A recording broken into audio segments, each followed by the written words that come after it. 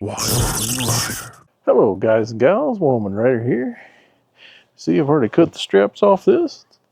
And if you haven't figured it out already, today we'll be unboxing the Mooncool TK Pro. And just like the TK1, comes in pretty much the same box, so this is really easy unbox. I won't waste too much time on that part, unboxing it and putting it together, but I'll show you once again how this box comes off. It's really cool. I really love the way they design these boxes. Mooncool for these tracks. I mean, all you gotta do, you go down here to the bottom of these little plastic clips and you squeeze them, and you pull that out, just like that. This one here is already kind of loose, it looks like. You pull these off. There's two on the sides over here as well.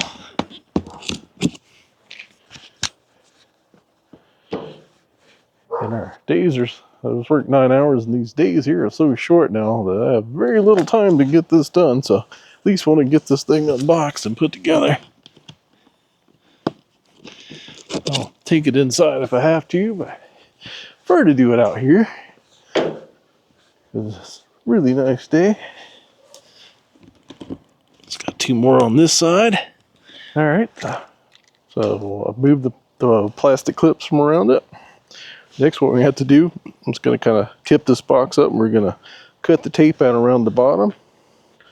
And then we should just be able to lift it off of here.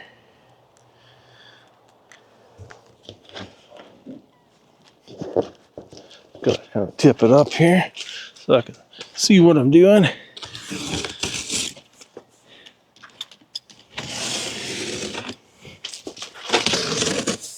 It looks like most of this front side's already come off there. I think they just put this on there as an extra precaution. Now I just need to go around to the back side. Do the same thing back there. There we go. That side broke loose. There we go. Start to come up there. Sometimes you gotta kind of finagle it. It's much easier to do if you have two people, because you can both lift it up at the same time, but I don't have that luxury today, so I have to do this myself here.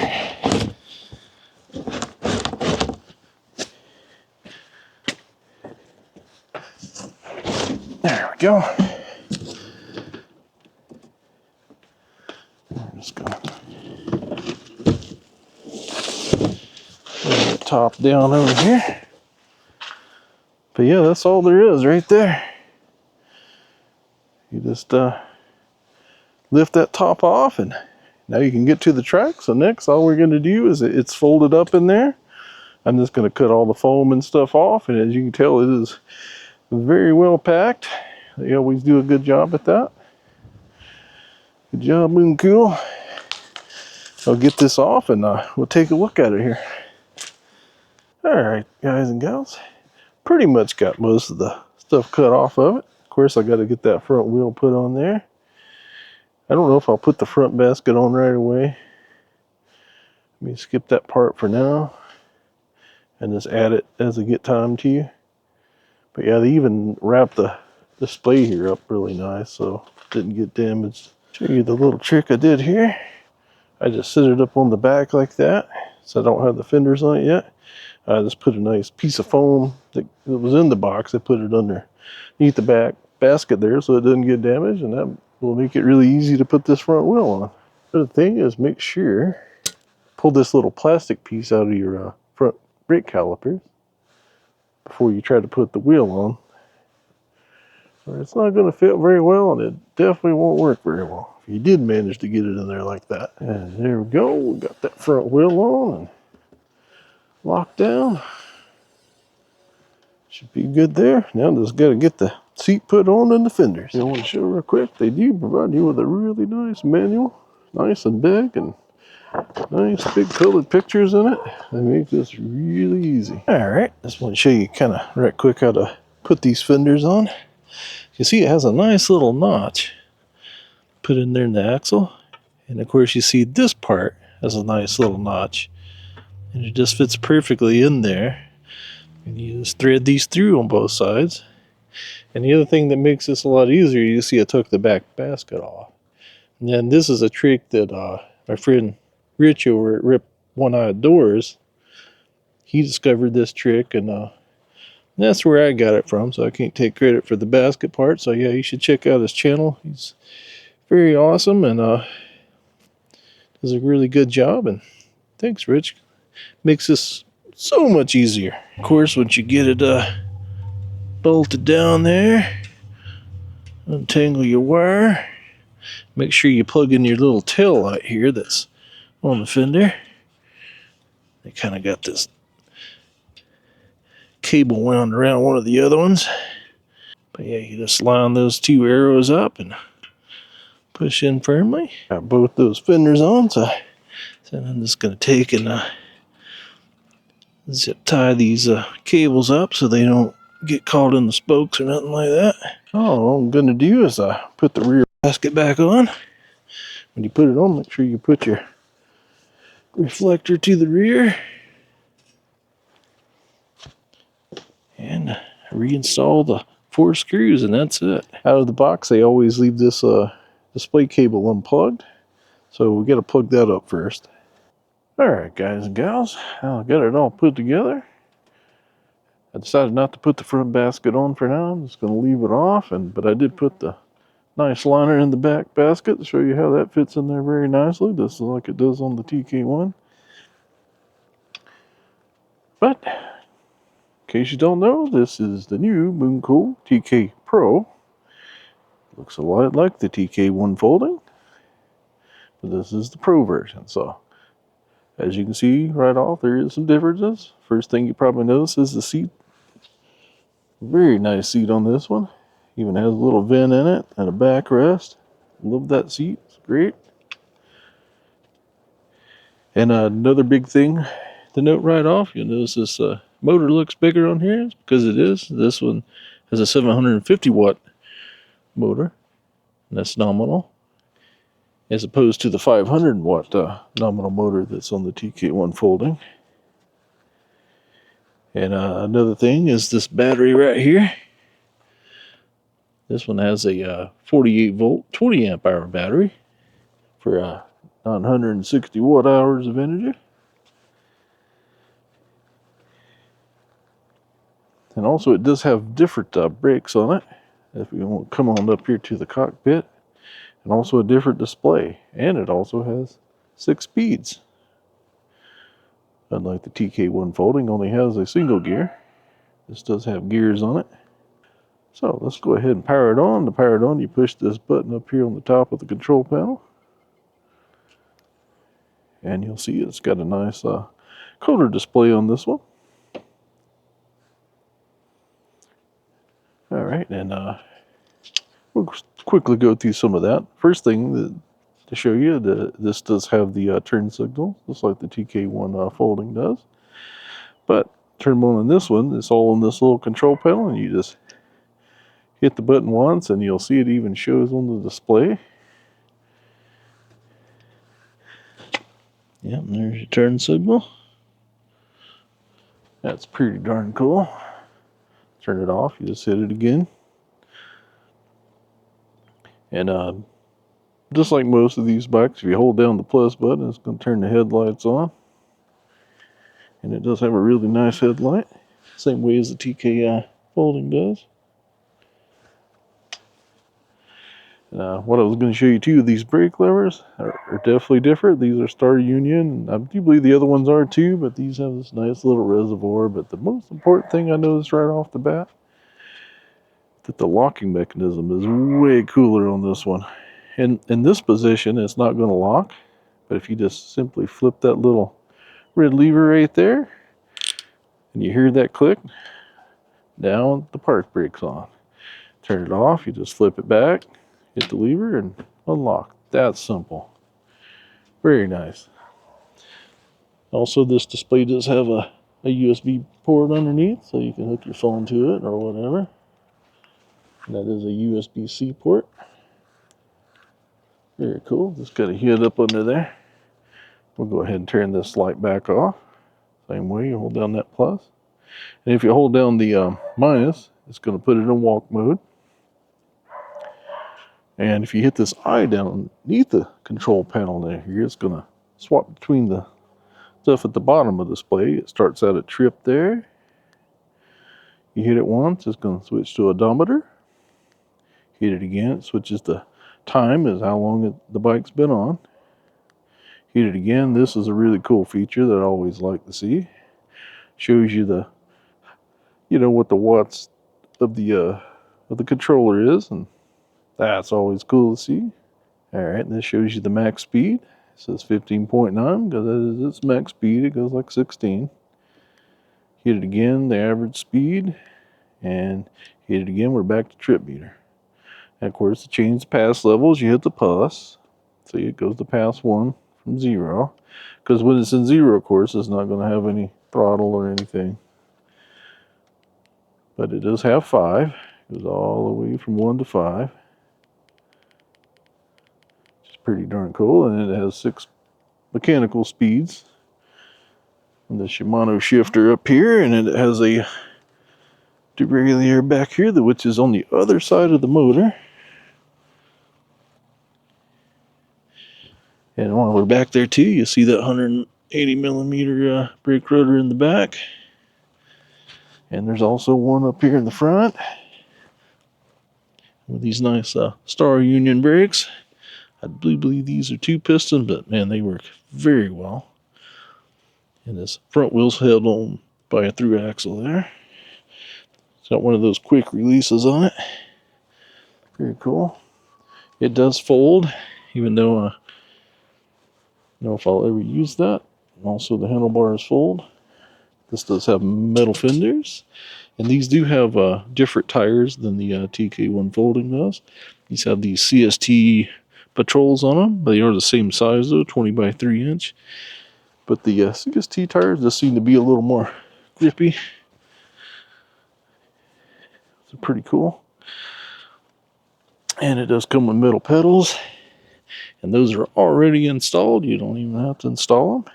I did go ahead and add the water bottle holder, and I didn't bring it out here with me, but you also do get a manual and a bag of tools to come along with it, and a cargo net and that bottle holder. And there is a front basket and a holder for the front basket that goes on there, which you've probably seen during the unboxing there. And the controller sits right here. It's got a little bit more powerful controller than the TK1 Folding does. Like I said, that way you can use this 750 watt motor to push you up the hills.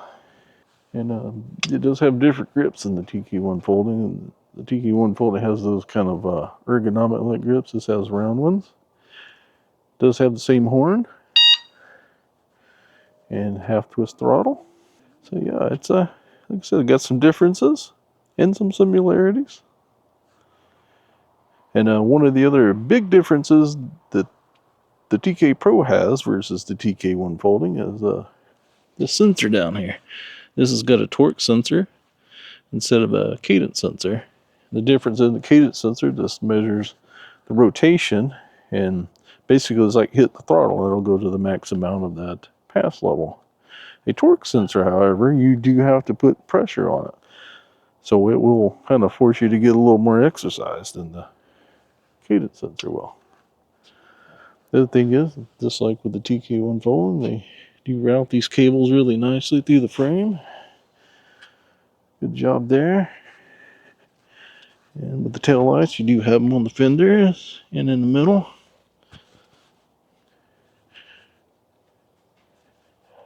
Yeah, no turn signals on the front, but yeah, it's okay. Maybe with the next ones I'll do that.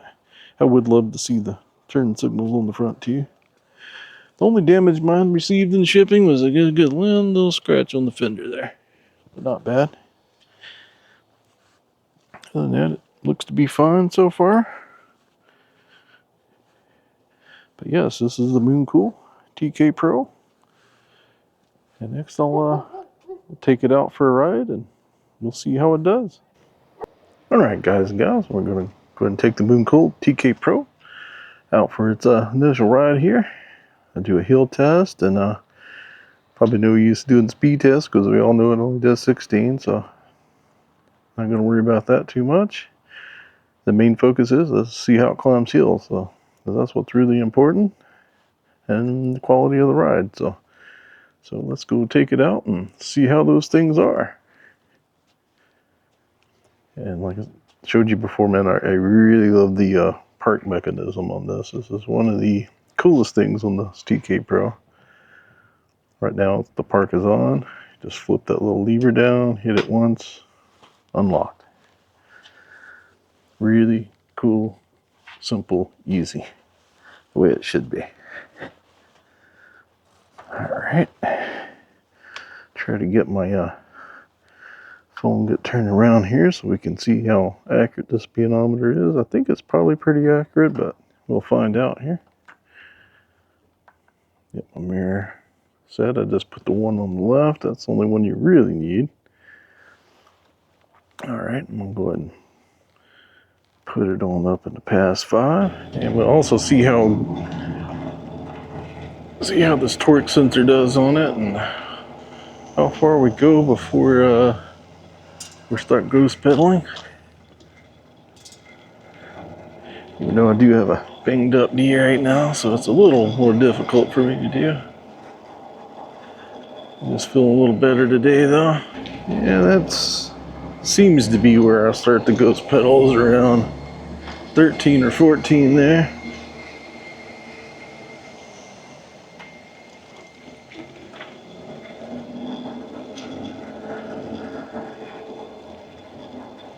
Remember how to use my blinkers is a little different on this one. Cool though. I do wish they would have put some on the front. Let's see what happens if we throttle down the hill.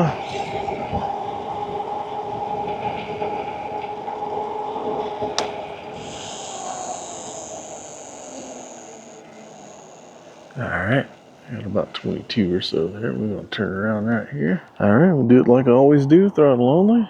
Let's see how it does.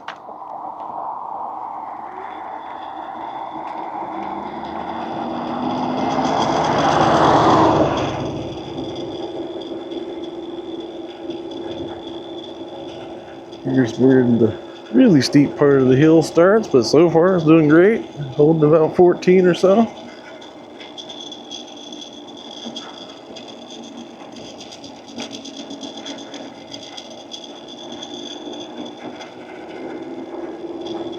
Yeah, down to 13. Not bad. Not bad at all, because I think if I remember right, TK1 probably did 8 or 9 up there. So yeah, definitely does a little better. One issue I did have, and I'll stop it up here and kind of show you. Use a cool park brake. There we go. I love that park brake. Probably the coolest feature this trike has.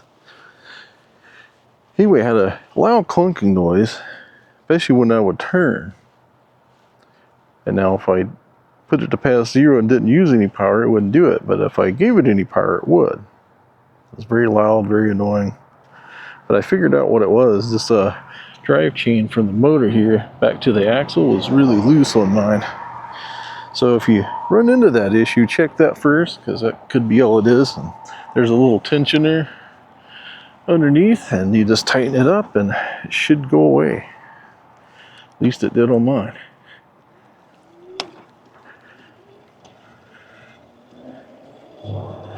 Now this is where this trike should shine. Going along the bike path here, I can just casually pedal along, and very nice. Yeah, this is what it's designed for right here. But yeah, definitely there's a difference between this one and the TK1 as far as the pedaling part goes. Like I say, you do have to put some effort into this one to get it going. Unless you just plan on using the throttle, or just use it along with it.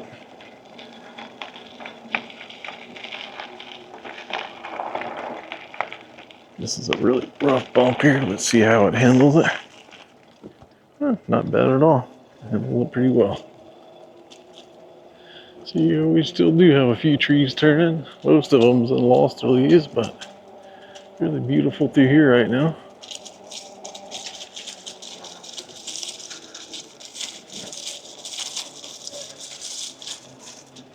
Yeah, here's another really big bump right here. So let's see what this does.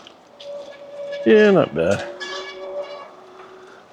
Yeah, I think that was like my front rotor or something up there is squeaking a little bit. I was going up that bridge there.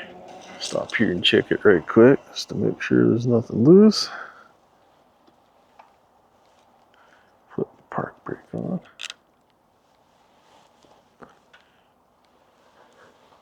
Do like this lower step through design they did, because in the TK Pro they did lower this down to like 12 inches. That's really nice. Really easy. Just making sure my axle's on there good, and it is.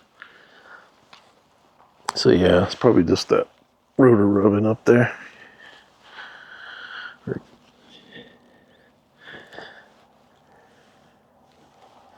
No big deal. One thing I can see the torque sensor is really good for is to go smooth at lower speeds.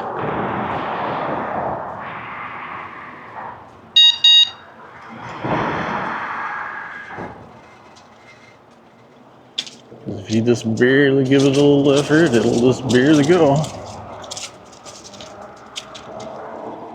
So around those blind corners and stuff, it's really good for that.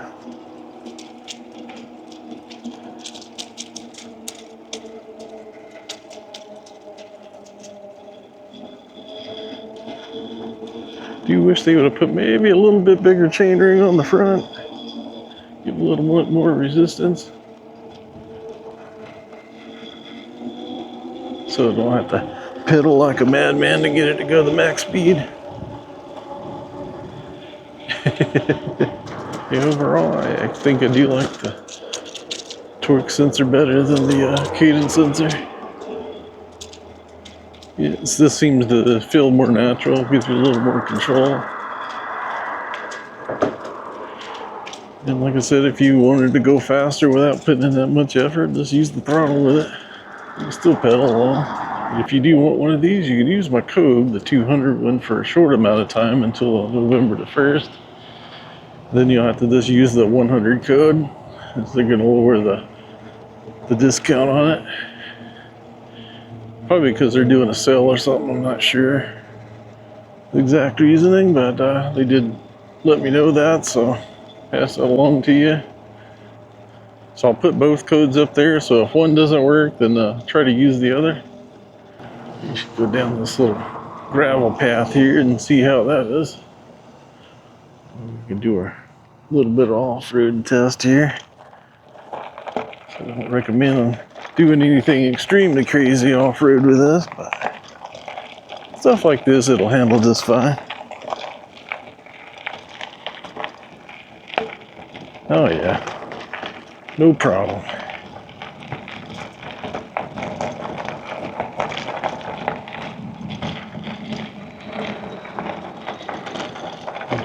I'm just pedaling along with the torque sensor.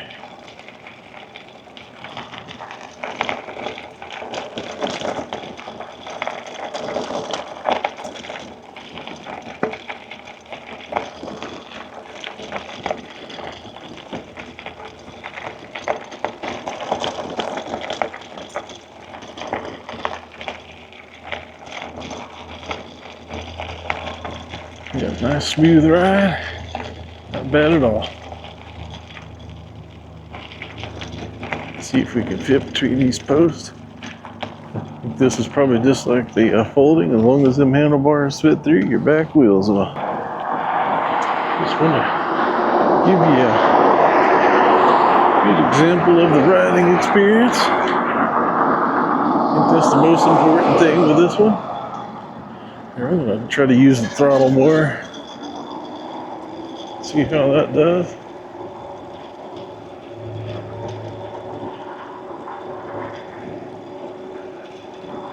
Yeah, seems like the speedometer is nice and accurate. I have seen it a couple of times. When I first took it out, I was going up a hill when I was giving it throttle. It kind of froze on me, but it doesn't seem to be doing that today, so I think that kind of resolved itself.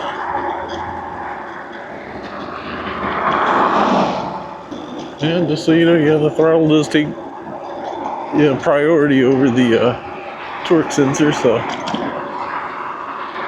at any time you need a little boost to go faster, you can just hold down that throttle and it will go faster. This 20 amp hour battery, yeah, this thing will go a long ways. I try to do a range test, but I already know from my other one, the TK1, now when I put a 20 amp hour battery on it, it just goes and goes and goes. I could ride it to work and back for a couple of weeks. It's a long, long ways. I guess that's an advantage if you limit it to 16 mile an hour. It's not going to use a lot of battery. I would like to have that option to make it go faster, because this thing is stable enough. I think it'll be just fine going over turning. See how it handles this rough thing. Man, handled that pretty well. Not too bad. The front suspension seems pretty good. Of course, the rear doesn't have any rear suspension, so but it can't really tell. It works just fine. All right, guys and gals, we're out here in the dark. We can test out the lights on the TK Pro, and they're pretty much the same lights that are on the TK1 Folding. So, but it does seem to kind of have this auto light feature that works sometimes, but it doesn't seem to be consistent. Like it was on when I first came out here, and then it turned off. So we're just going to go ahead and manually turn them on. Here we go. Because I know that works. Yeah, but here's our tail lights. And the brake lights are on 2 right now. So let's take the brake off here. I'll have to hold on to it. And this is what it looks like without the brake light. And we'll put the brake on. And that's what it looks like with the brake light. And this does have a really good headlight. It's one of the better headlights out there. Pretty good size light, and it's decently bright. Like I was saying, you see this has got an excellent headlight on it. Nice and wide and bright. I think I want to put it up maybe slightly higher than it is. Good thing is when it don't have the basket, it's really easy to adjust. You can just reach down there, adjust it as you need to. Yeah, that's better. Very good light.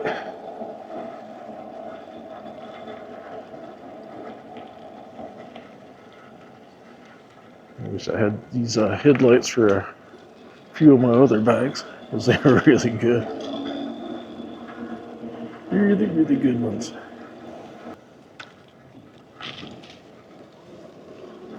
And that with that liner in the back there, that also adds to the visibility at night, because it is reflective, which is really nice.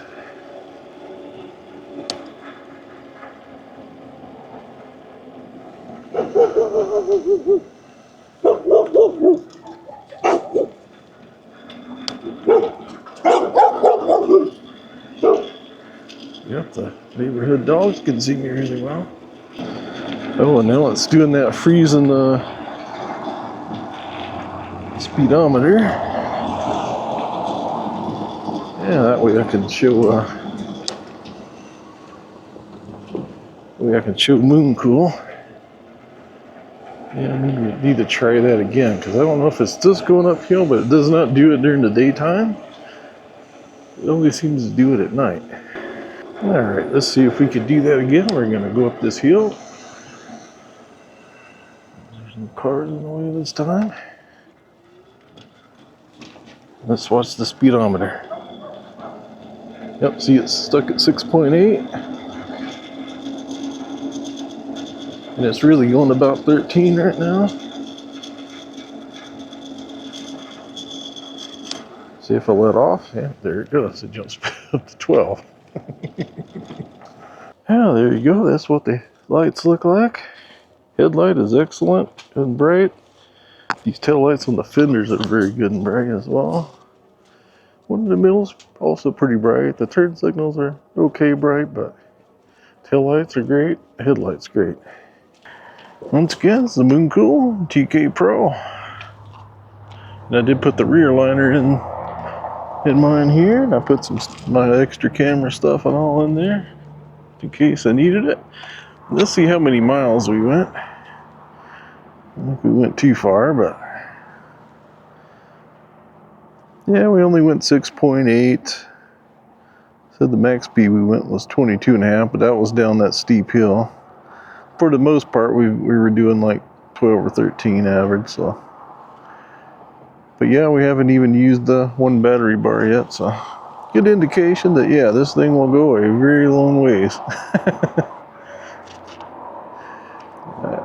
You know, like I said, I could try to do a range test on it, but man, it would take a very long time. Yeah, trust me, you won't have any problems with range. So yeah, my final thoughts and conclusions here. Yeah, it's a great trike. And I do love the torque sensor. I really love these brake lever. It's probably my favorite thing. The display is pretty nice. I don't have polarized sunglasses, so I can't tell you if that works or not through them, but I suspect it probably will. It is pretty nice and bright because even out here in direct sunlight, I can see it really well. Seat's pretty comfy overall. I like the backrest. Nice and wide. I do wish they would put a bigger front chain ring on there so we could get more resistance there. Suspension's good. There's a slight amount of fender noise in the back, but that's no big deal. And it could also, some of that be stuff that I have in the back too. And I do have that weird noise in the front, but I just, like I said, I think that's, I just need to realign the front rotor there. I'm looking at it, and yeah, I can tell it's kind of, it's like it's rubbing on the inside there. Of course, got the great front headlight. I love that headlight. It's great. Yeah, and of course the 20 amp hour battery is great, and the 750 watt motor is great. So overall, yeah, it's great. Is it worth the $200 extra over the TK1 Folding? Well, that all depends how you like to ride. If you're just going to throttle around, probably not. Now, if you do like to pedal, then yes. If you live in a very hilly area, then yes. Those would be the reasons I would pay the extra. But other than that, if you're not in a flat area and you're just going to throttle it around, then yeah, save your $200 extra, honestly. You can't go wrong either way because they're both great tracks. So if you like this video, please like, subscribe, and share it with others. Also, check out my description below, and I'll put my discount link in there. And like I said, I will put both the 100 and the 200. If the 200 doesn't work, then just use the 100, because I'm pretty sure they said the 200 will work to the end of the month, and then yeah, just the 100. So please use that if you do, because that will help out the channel, and I can keep bringing you these great reviews. Thank you, and I will see you in the next one.